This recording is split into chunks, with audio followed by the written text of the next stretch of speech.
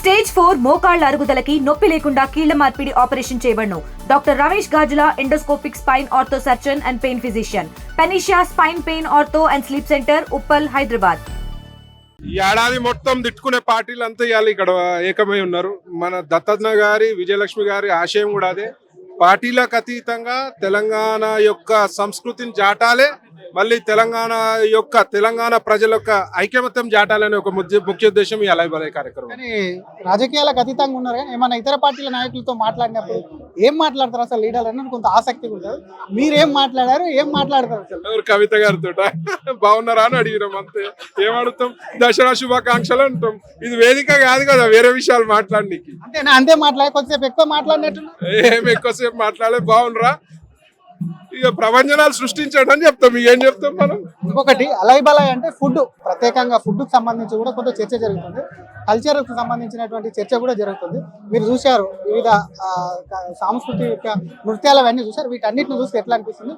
Food taste చేశారు. ఇప్పుడు ముఖ్యంగా కళాకారులు అంతరించిపోయే దశలో ఇవాళ పరిస్థితులు ఉన్నాయి తెలంగాణ కానీ భారతదేశంలో.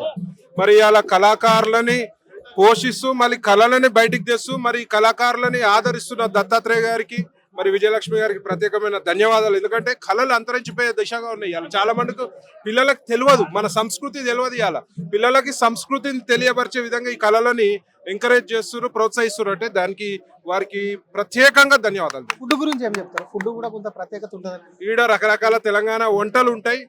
ఫుడ్ గురించి కూడా చాలా మంది వస్తారు. ఎక్కడ చూడని విధంగా తెలంగాణలో రకరకాలుగా వెజ్, నాన్ వెజ్ ఉంటది. కాబట్టి మన తెలంగాణ పండగల ప్రత్యేకతను, తెలంగాణ సంస్కృతిని చూపించే విధంగా ఈ అలయ్ బలయ్ కార్యక్రమం.